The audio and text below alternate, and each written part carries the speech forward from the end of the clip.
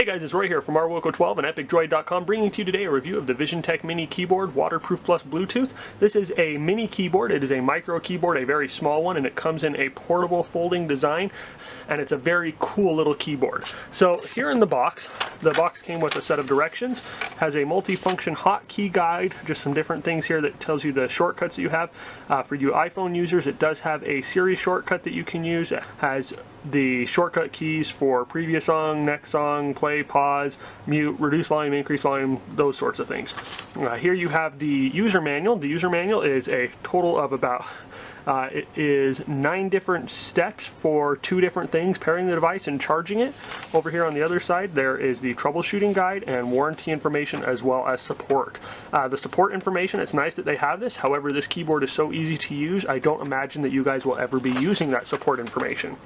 Also in the bag, or in the box, is a USB charging cable. And for what you guys all came here to see, here is the keyboard. So this is the keyboard, and as you can see, it does not look like a keyboard at first glance. It is very, very compact. Here is my Nexus 6P next to it. As you can see, the keyboard is a little bit shorter and just a teensy bit wider than the Nexus 6P. So to use the keyboard, you open it up here. To turn it on, you just press down this power on/off button, and you guys can see it right there. That little blue light means that it is now on. Now, one of the things that it tells you in the directions here, it says for pairing the device, turn on the keyboard by pressing the power button and blah blah blah blah blah. Then in step number 2, ensure the Bluetooth function is enabled on your device. 3, press and hold the pair device button for about 5 seconds. I don't know what it is, but I must not be able to read, or I wasn't looking at the right stuff. But I spent about 10 minutes looking for that pair device key. That pair device key is right here in this top right corner next to your backspace. I'm not a big fan of the placement of that key. I think it should be over here near the power button. It's not something that you're ever going to use, but I do find that I use my backspace an awful lot. Unfortunately, I do make mistakes, I'll own up to that, but I don't use this one a lot. So it's kind of an awkward placement there, having it right there on the device, where I'd rather much have it kind of like this power on button, where it's just a internal key. It's not one of these keys. Probably my only complaint about this is that that pair device button is a little bit harder to find. So we're going to go ahead and we're going to hit this pair device button, hold it down for 5 seconds, and as you can see here, this just started flashing, so that tells us that it's now in pairing mode. So we're going to get out my NVIDIA Shield tablet here.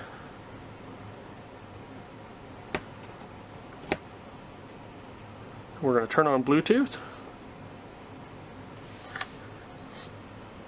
And the very first thing we see here in this menu is Bluetooth wireless keyboard. We're going to connect to that, and we are connected. So it was super easy to connect once I found the button. I just had to find the button first. Now once we're actually in there and using the keyboard is pretty straightforward. All your keys are laid out nicely. The buttons here, like you have on your normal keyboard, you have the little nubbins. There's a raised groove, or not a raised groove, a raised edge on the J and the F keys, so that if you're not looking at the keyboard, you can figure out where your finger positions are. Keyboards are a little bit mushy, for lack of a better word. When you press them, it doesn't feel like you're getting a lot of response. You have to watch what you're typing on the screen in order to make sure that you're getting it. That's kind of hard for me because I like to just look away and type and just go for things. It does work well. It's very responsive. I don't have any issues with it. My only complaints are the spacebar. I don't like that it's split across like that. That is one of the prices I pay for the portability of it and the fact that it's foldable. And it is a pretty straightforward, and like I said, again, it's easy to use. So to test the waterproofing, I have a cup here of water, and I'm just going to go ahead and dump that on here.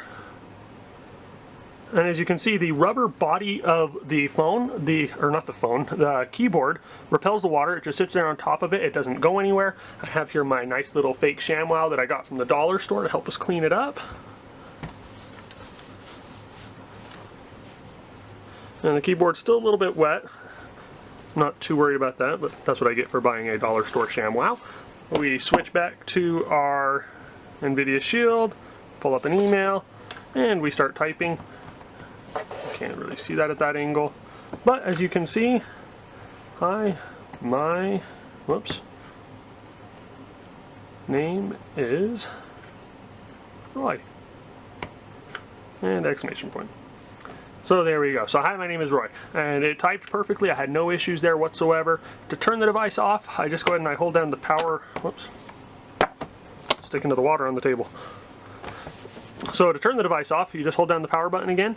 I have not tested the full battery life at this point, but it did last for a full 2 hours for me without any issues. It does charge using this charging port. I'm not going to open it right now because there is some water on it, but it is just a standard micro USB charging port. You open that up and you plug it in. I would not recommend doing that after you poured a cup of water on it, or you will short out the keyboard.